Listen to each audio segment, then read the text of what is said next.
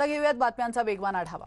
अशोक चव्हाणांच्या हलगर्जीपणामुळे मराठा आरक्षण रद्द झाले असा आरोप करत आज मराठा क्रांती ठोक मोर्चाने राज्य सरकारला अल्टिमेटम दिलाय। तर मुख्यमंत्र्यांनी यात लक्ष घालून अधिवेशन बोलवावं, तसंच निवड झालेल्या मुलांची निवड रद्द करण्याच्या हालचाली थांबवाव्यात, अन्यथा विद्यार्थ्यांना घेऊन मंत्रालयात घुसणार असल्याचा इशारा आबासाहेब पाटील यांनी दिलाय।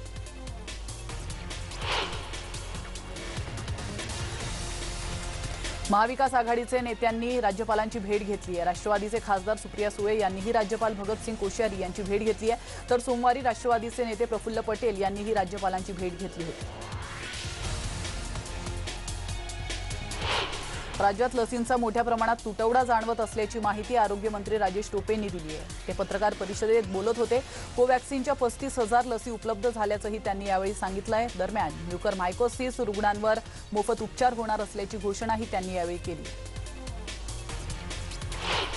सामनाच्या अग्रलेखातून मुख्यमंत्री उद्धव ठाकरेंवर कौतुकाचा वर्षाव करण्यात आलेला आहे। यावेळी मुख्यमंत्र्यांचा महाराष्ट्राचे फॅमिली डॉक्टर असा उल्लेख करण्यात आलाय। महाराष्ट्राच्या जनतेला अशा संकट समयी मुख्यमंत्र्यांचा आधार वाटतो, हे दिलासादायक आहे। मुख्यमंत्री ठाकरे या संकट काळात जणू कोविडोलॉजिस्टची भूमिका पार पाडतायत आणि त्यांनी या संकटाचा खोलवर अभ्यास केलाय आणि आता महाराष्ट्राच्या 12 कोटी जनतेचे फॅमिली डॉक्टर बनून ते झोकून काम करतायत असं म्हणत शिवसेनेनं मुख्यमंत्री उद्धव ठाकरे यांच्या कामाचं कौतुक केलं। राज्यात लसीकरण मोहीम प्रभावीपणे राबवण्यासाठी केरळ पॅटर्नचा अवलंब करा अशी मागणी माजी आरोग्यमंत्री आणि शिवसेना नेते दीपक सावंत यांनी केली आहे। त्यांनी या संदर्भात मुख्यमंत्री उद्धव ठाकरे यांना पत्रही लिहिलंय। तर केंद्र सरकारकडून केरळला 73,26,806 लस प्राप्त झाल्यात, मात्र त्यामधून 74,26,164 कोरोना लोकांना लस देण्यात आली आणि त्यामुळे 88,000 जास्त लोकांना लस देण्यात केरळ सरकारला यश मिळालेलं आहे। लशीची थोडीही मात्रा फुकट जाऊ न दिल्यामुळे केरळला ही गोष्ट साध्य झाल्याचं दीपक सावंत यांनी पत्रात म्हटलंय। राज्याचे माजी गृहमंत्री अनिल देशमुखांच्या अडचणीत अधिकच वाढ झाली आहे। कारण अनिल देशमुखांविरोधात ईडीनं गुन्हा दाखल केलाय। कथित 100 कोटी रुपयांच्या खंडणी वसुलीच्या आरोप प्रकरणाला आता नवीन वळण लागल्याचं पाहायला मिळतं।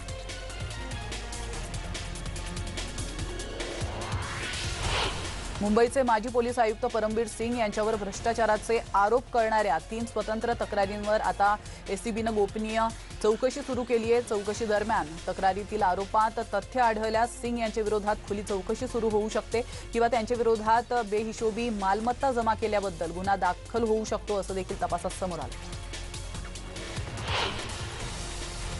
पणजी या ठिकाणी मुख्यमंत्री प्रमोद सावंत यांनी पीपीई किट घालून थेट कोरोना वॉर्डात प्रवेश केलाय। डॉक्टर प्रमोद सावंत यांनी आज कोरोना रुग्णांची थेट कोरोना वॉर्डात जाऊन विचारपूस केली आहे। तर गोवा मेडिकल कॉलेजमध्ये जाऊन त्यांनी कोविड वॉर्डला भेट दिल्याचं आपण या छायाचित्रांच्या माध्यमातून पाहू शकतो।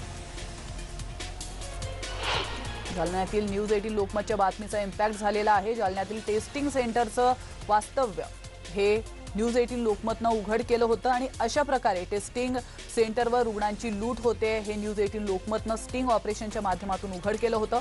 जालन्यातल्या या स्टिंग ऑपरेशनची दखल थेट मुख्यमंत्री उद्धव ठाकरेंनी घेतली आहे। जालन्यातील टेस्ट सेंटरच्या चौकशीसाठी आता विशेष चौकशी पथक पाठवण्यात आलेलं आहे। चौकशी अहवालानुसार दोषींवर कारवाईचेही संकेत देण्यात आले। पंढरपूर मंगळवेढा विधानसभा पोटनिवडणुकीनंतर कोरोनाबाधित रुग्णांची संख्या मोठ्या संख्येने वाढायला लागली आहे। मे महिन्यात रुग्णांची संख्या सर्वात जास्त वाढली असून शहराबरोबरच ग्रामीण भागातही मोठ्या संख्येने रुग्ण वाढतायत। पोटनिवडणुकीच्या प्रचारादरम्यान राज्य सरकारने जाहीर केलेल्या लॉकडाऊनमध्ये शिथिलता देण्यात आली होती। तरी वाढत्या रुग्णसंख्येमुळे 8 मे पासून 15 मे पर्यंत जिल्हाधिकारी मिलिंद शंभरकर यांनी कडक लॉकडाऊन जाहीर केला असला तरी रुग्णांची संख्या कमी होत असताना दिसत नाहीये। औरंगाबाद शहरातील मिनी घाटी रुग्णालयाचा ऑक्सिजन स्टोरेज प्लांट तयार असून सुद्धा सुरू झालेला नाहीये। याच मिनी घाटीत रुग्णांचा ऑक्सिजन अभावी मृत्यू झालेला आहे। आता टँक सहित यंत्रणा उभी आहे, मात्र मंत्र्यांना उद्घाटनाला वेळ नाहीये असा आरोप भाजपाने केलाय। यंत्रणा उभी असून सुरू होत नाहीये, त्यामुळे भाजपाने आज ऑक्सिजन स्टोरेज प्लांटचं प्रतिकात्मक उद्घाटन करून टाकलंय। वेतन कपातीच्या निर्णयानंतर पोलीस दलामधून नाराजी व्यक्त केली जाते। राज्यातील कोरोना आपत्तीचा सामना करण्यासाठी आर्थिक रसद म्हणून सर्व सरकारी अधिकारी आणि कर्मचारी यांनी 1 किंवा 2 दिवसांचं वेतन द्यावं अशा सूचना राज्य सरकारच्या वतीने देण्यात आल्या आहेत। तर सरकारच्या या निर्णयाला पोलीस दलातून मात्र विरोध होताना पाहायला मिळतोय। अनेक सरकारी अधिकारी आणि कर्मचारी कोरोना काळात घरी बसून पूर्ण वेतन घेत आहेत, त्यांच्याकडून मदत निधी जमा करावा असा सल्ला पोलिसांनी दिला। तर मुंबईत पोलिसांकडून वाहनांची कसून तपासणी केली जाते। राज्यात रुग्णसंख्येचा आलेख उतरता दिसतोय, त्यामुळे पोलिसांनीही कडक बंदोबस्त कायम ठेवलाय। पोलीस वाहन चालकांचे परवाने आणि आय कार्ड यांची तपासणी करतायत। मुंबईत माहीममध्ये पोलीस वाहन चालकांची कसून तपासणी करताना पाहायला मिळाली। मुंबईतील बांद्रा कुर्ला कॉम्प्लेक्समध्ये जम्बो लसीकरण केंद्रावर नागरिक लस घेण्यासाठी गर्दी करतात। दररोज नागरिक लस घेण्यासाठी लसीकरण केंद्रावर गर्दी करताना पाहायला मिळतात। आजही हेच चित्र इथं पाहायला मिळालं। ठाणे जिल्हा सामान्य रुग्णालयात एका महिलेला म्युकरमायकोसिसची लागण झाल्याचं समोर आलंय। एका 56 वर्षांच्या महिलेला ही लागण झाली आहे। तर या महिलेला कोरोना झाला होता, मात्र याच दरम्यान त्या महिलेची रोग प्रतिकारक शक्ती कमालीची घटली आणि या महिलेच्या काही वैद्यकीय चाचण्या करण्यात आल्या होत्या। तपासणीत महिलेचे डोळे आलेले दिसून आले होते। तसंच महिलेच्या उजव्या डोळ्यावर प्रकाश टाकल्यानंतरही डोळ्याची कोणतीही हालचाल होत नव्हती। दरम्यान या महिलेच्या उजव्या डोळ्याच्या मांसपेशींना सूज आली होती। तसंच इतरही अंतर्गत लक्षणं वैद्यकीय चाचणी अहवालात दिसून आले होते आणि या आधारे तसंच म्युकरमायकोसिस या आजाराची लक्षणं या महिलेत आढळल्याने या महिलेला म्युकरमायकोसिस असल्याचं जिल्हा रुग्णालयाच्या डॉक्टरांनी स्पष्ट केलं। कल्याण डोंबिवली महानगरपालिकेनं लसीकरण संदर्भात महत्त्वाचा निर्णय घेतलाय। लसीकरणापूर्वी नागरिकांची अँटीजेन टेस्ट केली जाणार आहे। 18 ते 44 वयोगटातील नागरिकांची ही टेस्ट केली जाणार आहे। लसीकरण केंद्रांवर नागरिक लस घेण्यासाठी गर्दी करतायत। या गर्दीमुळेही नागरिकांना कोरोनाचा धोका आहे। याच पार्श्वभूमीवर हा निर्णय घेण्यात आला आहे। महापालिकेचे आयुक्त डॉक्टर विजय सूर्यवंशी यांनी हा निर्णय घेतला।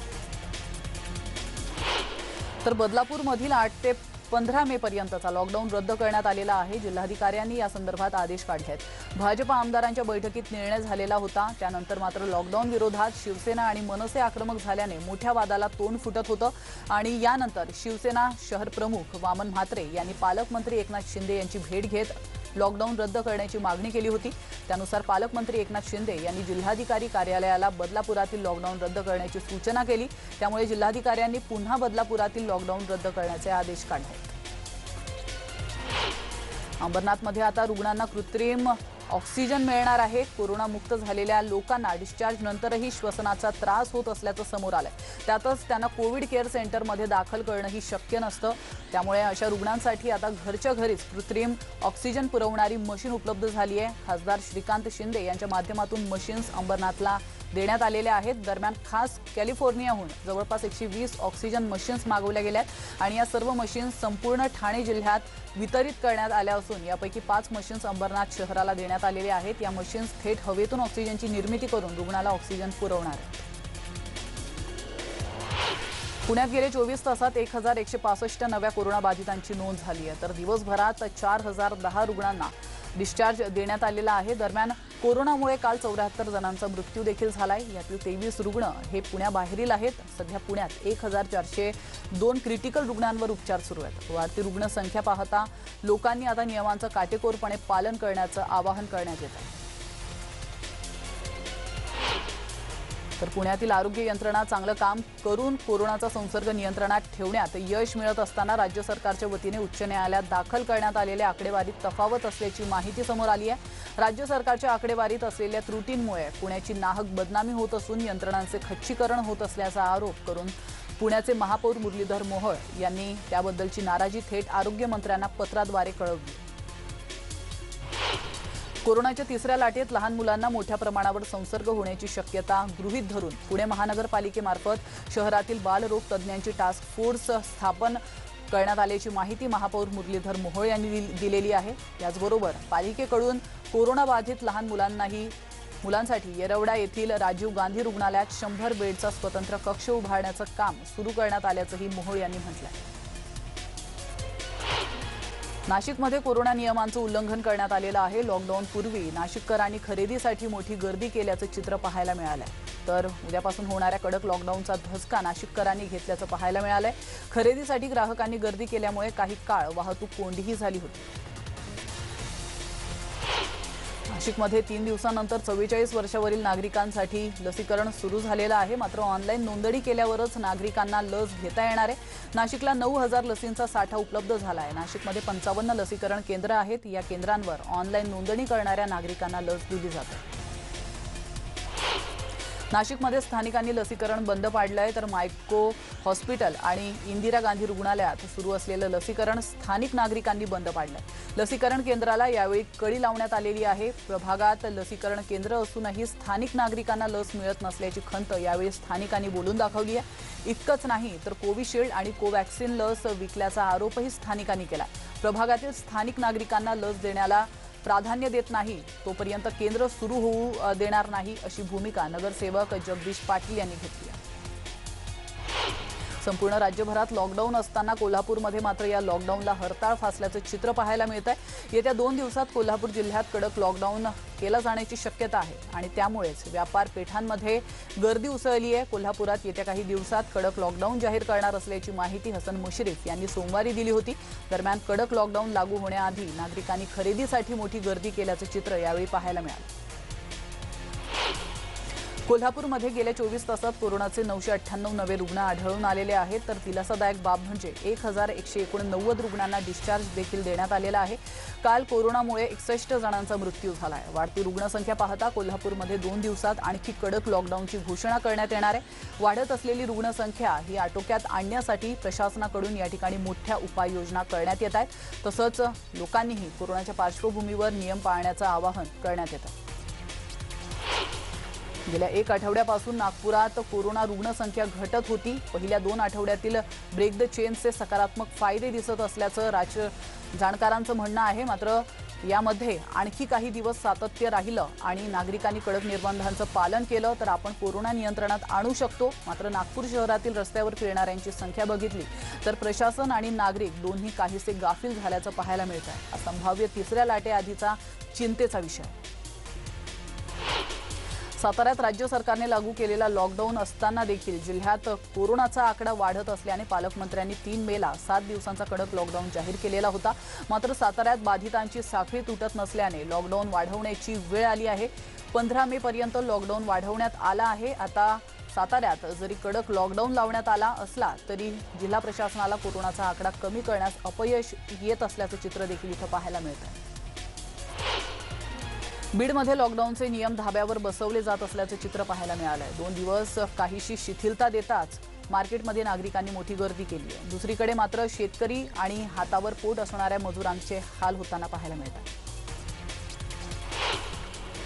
जळगाव जिल्ह्यातील बाजार समितीमधील गर्दी झाल्यानंतर आता प्रशासन खडबडून जागं झालंय। जिल्ह्याचे पालकमंत्री गुलाबराव पाटील यांनी बाजार समितीची जबाबदारी ही सभापती यांच्यावर सोडून दिली आहे आणि त्यामुळे गर्दीला कारणीभूत आता बाजार समितीचे सभापती राहणार आहेत। आता गर्दी कशी आटोक्यात आणता येईल याचे नियोजन हे बाजार समितीच्या सभापतींना करायचं आहे। म्हणून जिल्हाधिकारी आणि पालकमंत्री यांच्या आदेशानुसार भुसावळचे उपविभागीय पोलीस सोमनाथ वाकचौरे यांनी बाजार समिती परिसराचा आढावा घेतला।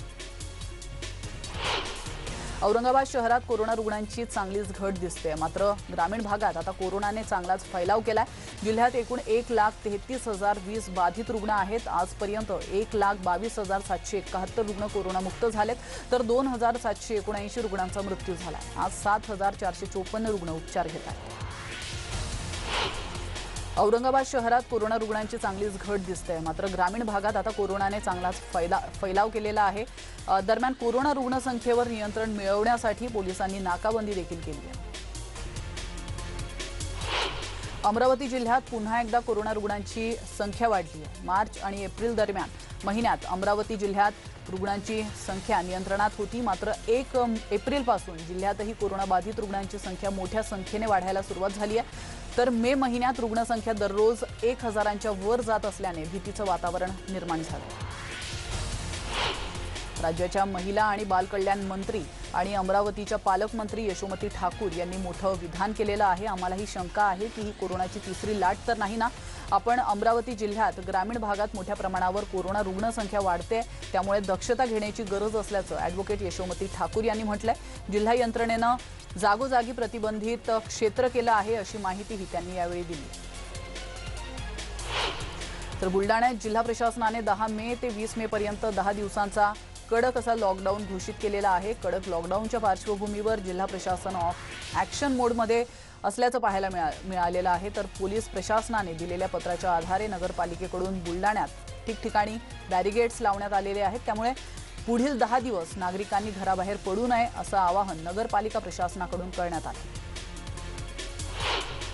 लॉकडाऊनमुळे बीडमधील कोरोना रुग्णांची संख्या ही काही प्रमाणात घटल्याचं आता समोर आलं आहे। मात्र याच लॉकडाऊनमुळे शेतकरी आणि हातावरचं पोट असणाऱ्या मजुरांचे मोठे आर्थिक हाल होत आहेत। जिल्ह्यातील ॲक्टिव्ह रुग्णांची संख्या ही आता 12,000च्या पुढे गेली आहे। दरम्यान कोरोनामुक्त होणाऱ्यांची संख्याही वाढत असल्याने दिलासा मिळाला।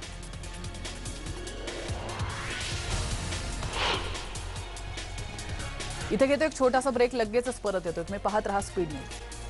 ब्रेकनंतर आपलं स्वागत। पुन्हा एकदा घेऊयात बातम्यांचा वेगवान आढावा।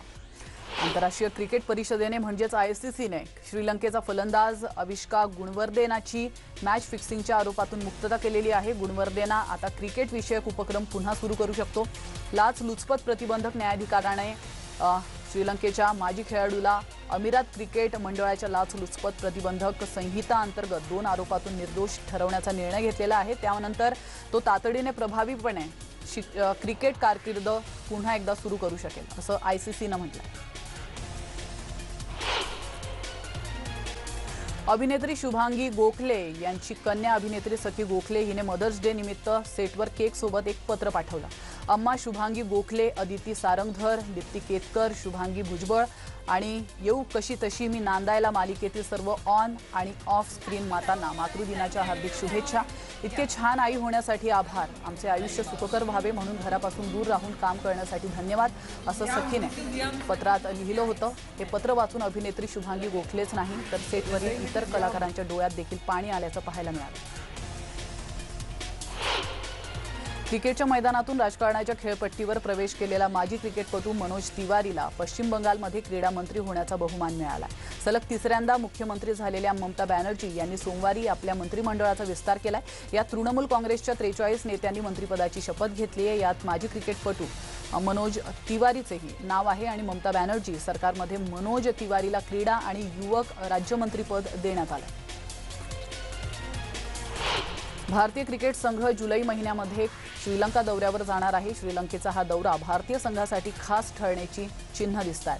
भारताचा माजी क्रिकेटपटू राहुल द्रविड या दौऱ्यामध्ये भारतीय संघाचा प्रशिक्षक म्हणून संघासोबत जाण्याची शक्यता आहे। भारत आणि श्रीलंकेदरम्यान जुलै महिन्यामध्ये 3 एकदिवसीय सामने आणि 3 T20 सामन्यांची मालिका होणार आहे। तर भारतीय क्रिकेट नियामक मंडळाचे अध्यक्ष सौरभ गांगुली यांनी रविवारी दिलेल्या माहितीनुसार भारतीय संघ आघाडीच्या खेळाडूंशिवाय जुलैमध्ये श्रीलंकेला जाण्याची शक्यता आहे। कर्णधार विराट कोहली, रोहित शर्मा यांसारखे मोठे खेळाडू श्रीलंका दौऱ्यामध्ये नसतील तर इंग्लंड विरोधात होणाऱ्या 5 कसोटी सामन्यांच्या मालिकेची तयारी करण्यासाठी या खेळाडूंना श्रीलंका दौऱ्यातून विश्रांती देण्याचा निर्णय BCCIनं घेतला।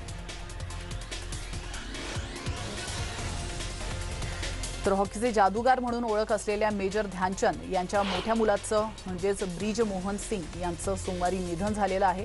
ब्रिज मोहन हे 82 वर्षांचे होते आणि त्यांच्या पश्चात पत्नी, 2 मुले आणि 1 मुलगी असा परिवार होता। ते राजस्थान क्रीडा परिषदेचे सेवानिवृत्त प्रादेशिक क्रीडा अधिकारी होते।